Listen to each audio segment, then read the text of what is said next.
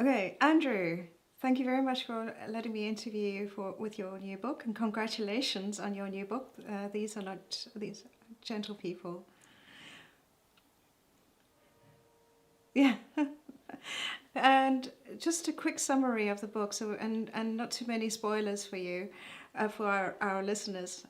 This book is a courtroom drama about two men that have been murdered. Two innocent men have been murdered by farmers. It's a farm attack, and it's a courtroom drama about the ins and outs of what happened. So my first question to you is that it reminded me of To Kill a Mockingbird as well as In Cold Blood. Now, To Kill a Mockingbird, that is obviously the reference to the courtroom drama and the blurring of the truth throughout the court case. Would you agree with me with that statement?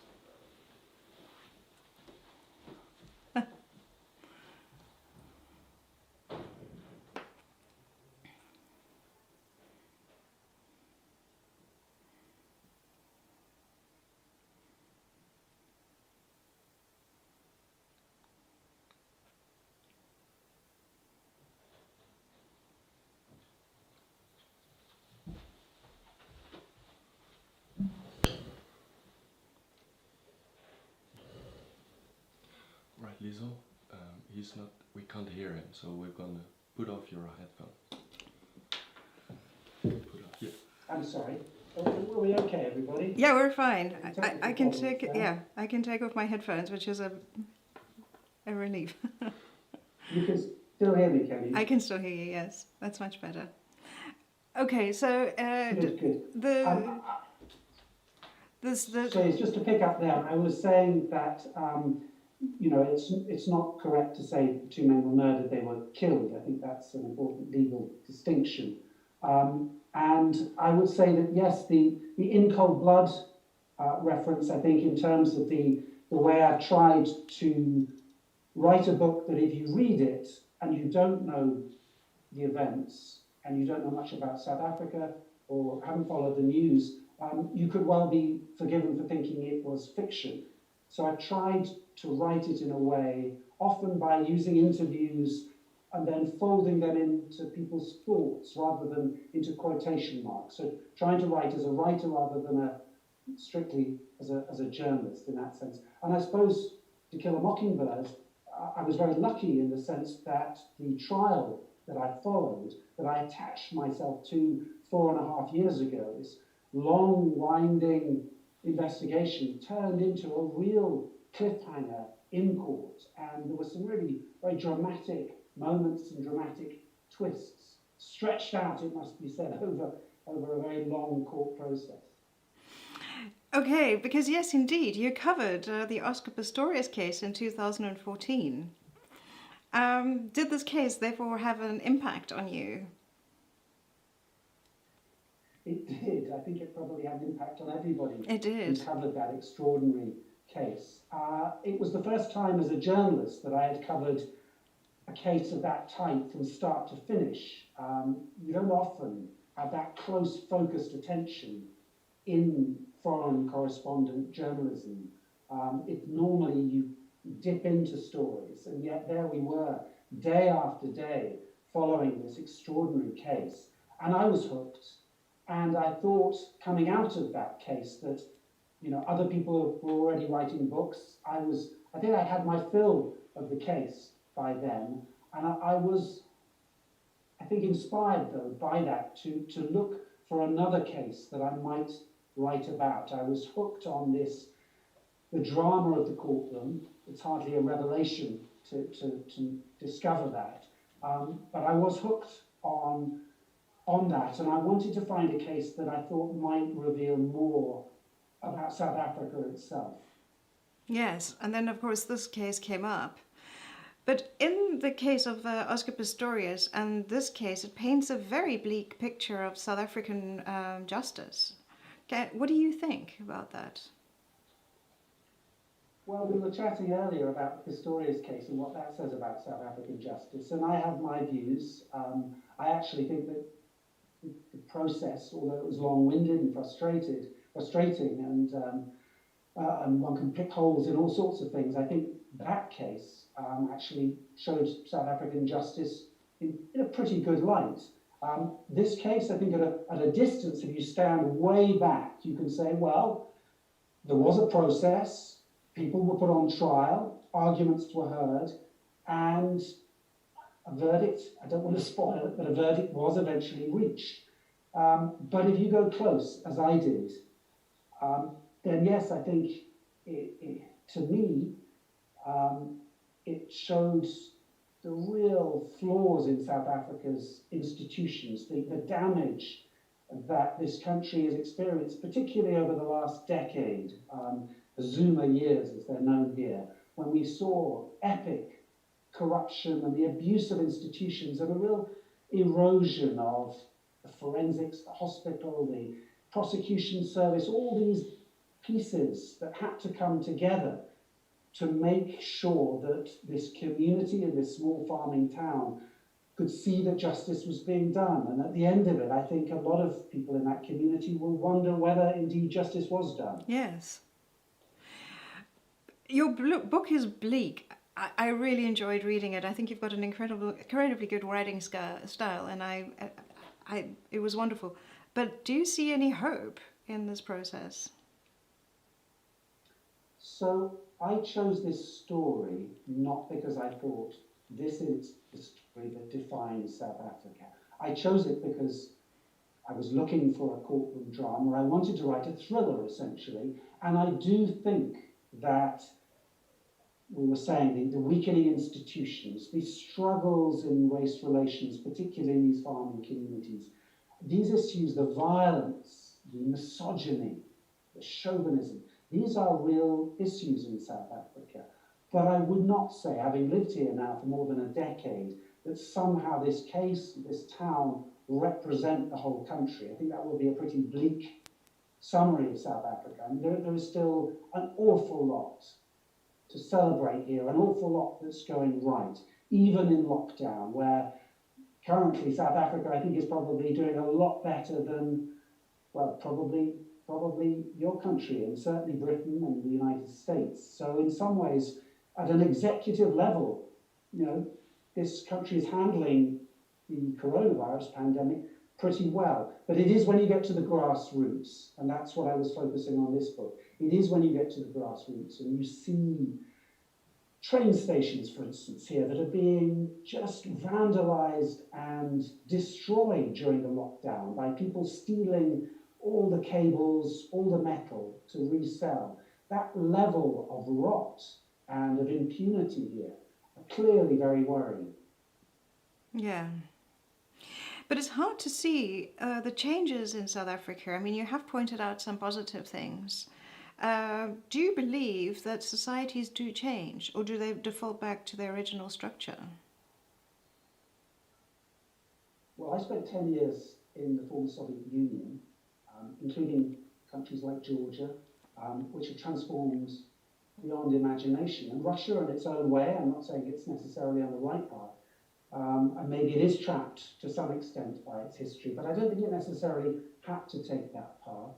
And I've spent 16 years in total in Africa, and I've seen countries transform dramatically from the sort of downward slide and now the upward struggle of a country like Somalia to Kenya, which has huge challenges, but is really a different country to the one I arrived in the year 2000, to Ivory Coast, which overcame a civil war and is now it's struggling again. But I think you see huge changes, particularly in Africa.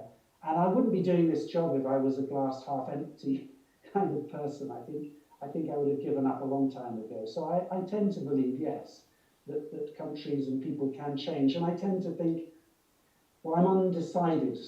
Top-down leadership is clearly crucial in so many ways.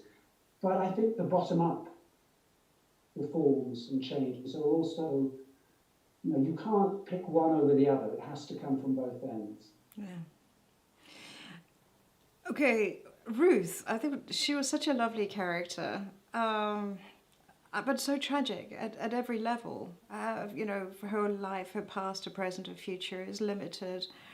But she was the only person that I thought of, the only character that I liked. What is she doing now? How is she now? Does she accept the verdict? Is she still traumatized by the whole experience? Is she apathetic? So Ruth Kokota is the mother of Samuel, who's one of the two men in this book who died very early on in January 2016 when they were accused of robbing an elderly white farmer, and they were then chased across the fields by this farmer's neighbours and viciously assaulted. And Ruth, throughout, is one of these people, one of these characters who was generous enough to open their heart to me. And she is extremely poor. She lives in a tin shack in an informal settlement, half an hour's drive from the spot where her son died and where she used to live. She is a very bold, very humorous, very engaging woman who I've enormous respect for. I think had she had a better education under apartheid, I think she could have prospered and been a very successful person. In the end, she was robbed of the chance of that and ended up spending her life cleaning on farms for white people, for white farmers. And her husband died a few years ago. She's left with two sons, neither of whom currently have a job, neither of whom are, frankly, anything to compare with her older son Samuel, who really was the breadwinner and the leading figure in the family. And Ruth now is struggling enormously. She still lives in her shack. She has no help from government, really. And without wanting to betray too many of her secrets, because I don't, the thing I found most impressive is that she wants her son's story told, and she recognized that I was the only person interested in telling her son's story. So she's been very frank about her life and about her sense that her life is in many ways is over now. And she's not well. She has high blood pressure and so on. So it is a very sad story of Ruth Kokota. Yeah, it is. And what about who's the bleakest character that you experience? I'm thinking Anton must have been a challenging person to interview. Who would you? It's tricky for me. There are lots of. Well, I suppose the way I've come at it actually is because the way I wanted to write the book was not to be too judgmental. I think you can see probably where I stand on issues. And I haven't shirked from commenting here and there, but I really wanted to let these people speak for themselves. And I really wanted to kind of get to know them and to promise them that I would give their perspective.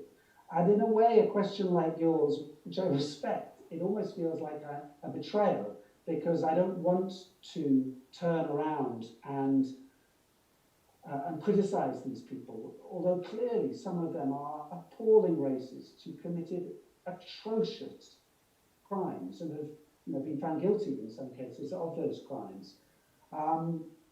What I would say overall, and this is slightly dodging your question, is that I discovered over the course of these 4 years that it was the women in this story who were, by and large, the courageous ones, and who, by and large, to an extraordinary degree, were victims of domestic abuse, of male violence. And I was staggered by, over the course of these 4 years, how many of them quietly and often towards the end of the process of being interviewed by me over all these years, would finally admit that they too had suffered this in their marriages or in their relationships or in their families. And so I suppose it was that sense of a culture of violence. And obviously this is a story about male-on-male violence. But what really struck me was the extent to which it is a story above all about the survivors, the women who survived and who were bold enough and brave enough to pick up the pieces and to tell the tale. Yeah, that is brave. Okay, and Baba, why did Baba not tell us to go to the police and give his side of the story? He died so abruptly? Yeah, tell us a bit about Baba. That was a surprise at the end of the book. You left him right to the end. He took his story to his grave.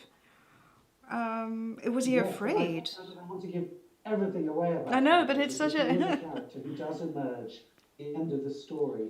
As I am trying, I suppose, I'm trying to stumble towards my own conclusions about what really happened with those 2 or 3 black farm workers who went out that evening, about late afternoon, to the farms, to the white farms, either to go and rob somebody or, as almost the entire black community, their friends and family insisted, to go and confront and ask for unpaid wages from their white employees. And it's a mystery at the heart of the book, and Baba emerges towards the end of the book and I think helps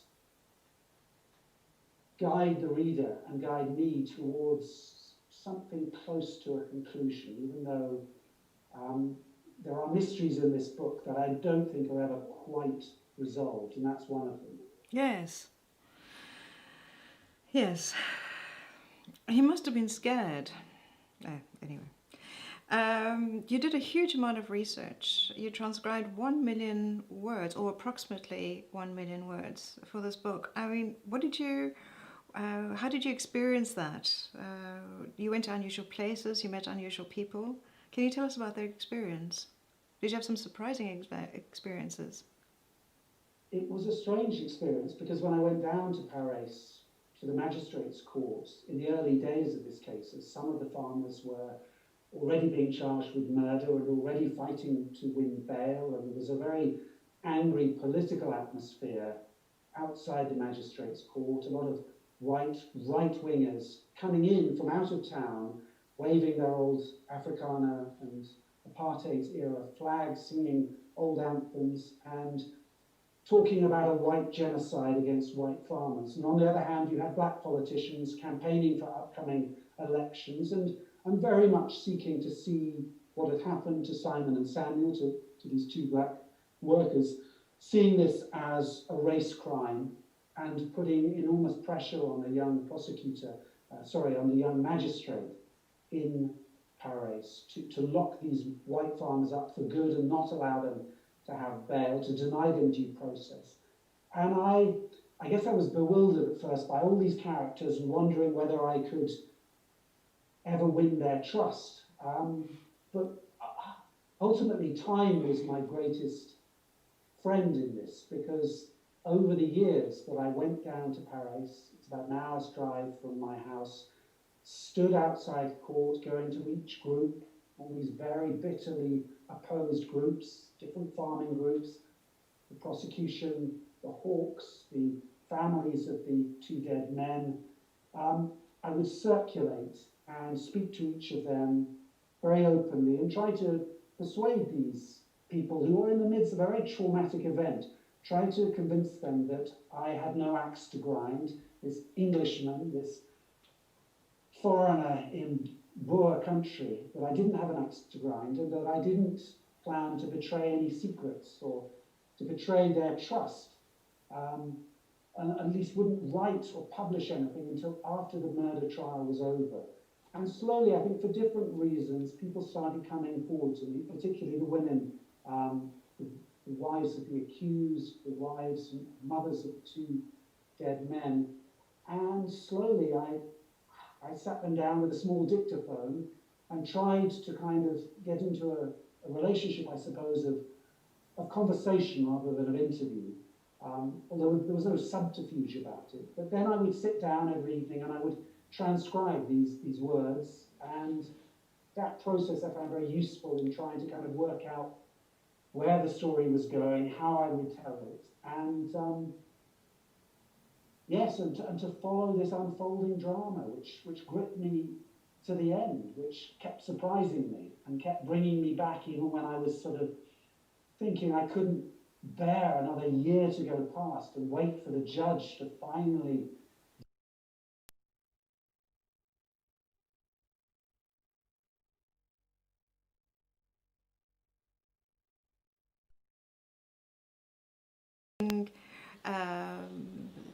to have done that. I mean, as you said in your book, you know, it is a challenge to be able to translate what people have to go from non-fiction to a literary non-fiction. What did you find throughout that process? How did it go? Well, I loved it. It was a real challenge. I wanted to stretch myself as a writer and not write a journalist book, but write something that felt like a novel, which was also true to the people involved. So, for instance, and I discussed this a lot with my editor here in South Africa, the great Alison Lowry, who works with Pam McMillan here at Picador, and we decided early on that we weren't going to use quotation marks too often, that we were going to make it clear when I was quoting somebody that often those quotations would take the form of people's thoughts, people's subconscious, or at least what people were reflecting on, so that it wasn't he said, she said the whole way through. So I would have these long interviews and I would talk to people about what they were thinking when various events happened, and then I would try and reconstruct them from different perspectives, in a way at times as cinematically as I could. And sometimes, occasionally, I would move events, or at least thoughts and reflections about events, or quotes from interviews, and I would put them into certain episodes where I knew that they were broadly true. And of course I had all the evidence from the trial itself, all these witnesses, all these statements, these cross-examinations, and I could use them not just in the trial itself, but also to keep returning again and again to the corner of this field where, in this dying light on the 6th of January 2016, these farmers took it in turns to beat these two men over and over again, and then to tell the story from their own opinions, because of course the farmers split up and betrayed each other, and each pointed the finger and told different versions of who had done what to whom. Yeah. And can you give our writers that may be listening to us a glimpse into your daily writing routine? Something about who you are? So I was very lucky in the process of researching my previous book, which was about Mogadishu, Somalia, and a British Somali who went back to the ruins of the country to try and help rebuild it. I was very lucky to meet a Somali novelist called Nuruddin Farah, who lives in Cape Town and is a truly great literary figure and writer. And we became friends over the years that I was researching this. And he said his advice to me was to milk the cow, is how he described his process, that every day you had to come down and sit at your computer, and even if you had nothing to say, you had to go through the process of writing. What I did was I would write every morning for a few hours and set myself a rough target, I tried to write short chapters this time round, so I try and set myself the target of a chapter or half a chapter. But then I would spend the afternoons doing research, getting all my different transcripts together, working out what I was going to do the next day. And then I found myself every morning having this lovely giddy feeling of coming downstairs, knowing roughly what I was going to write, and just having this enormous sense of excitement about spending those few hours trying to make it, to put it together. And what are you reading at the moment? What authors inspire you? So I just finished a Zimbabwean novelist called Titi Dangaremba's first book, Nervous Conditions. She's actually just been shortlisted for the Booker Prize. She's been in the news because she was arrested for doing a one-woman protest against the regime there, the government in Zimbabwe. So she's a very courageous figure, and she's written this beautiful trilogy now, and it's the last in that trilogy, this Mournable Body, for which she's been shortlisted. But her first book is this story of this young rural Zimbabwean girl growing up in quite real hardship, and it's just a very simple but very moving story. So I've been reading that.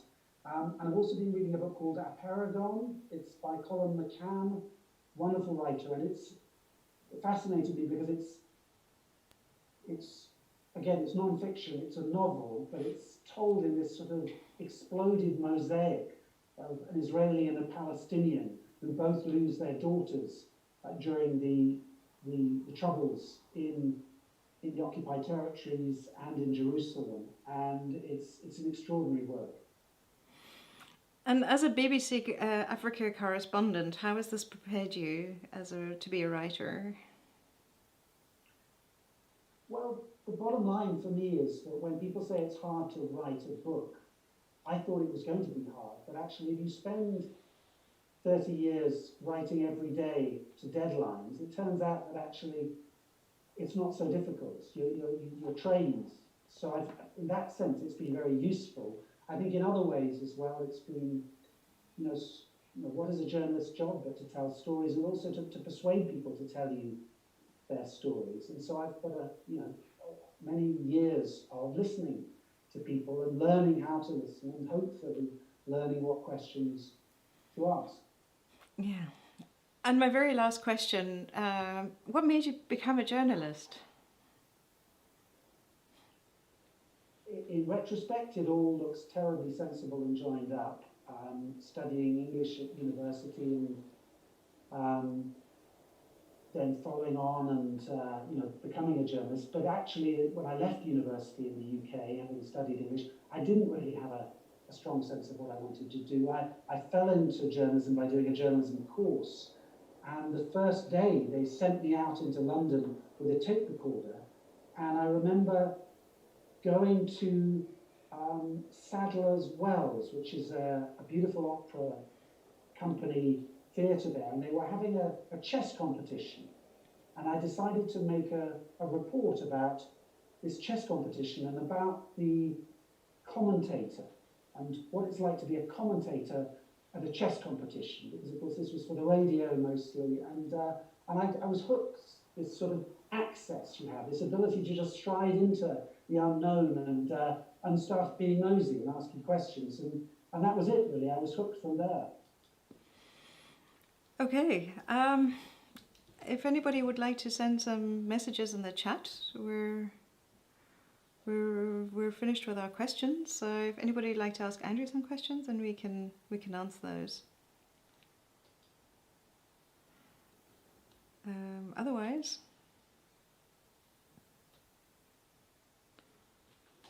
and if not, I'm happy to answer any more that you have. I can talk to you about your book for a very long time. But I think maybe, so I'm not sure. Okay. So I think that was a really good interview, and I enjoyed talking to you. And I think that you're going to do very well with your book. I think it's going to be. I think it's going to be great. I think it's a really good book to read, and it's well researched, and I certainly enjoyed it.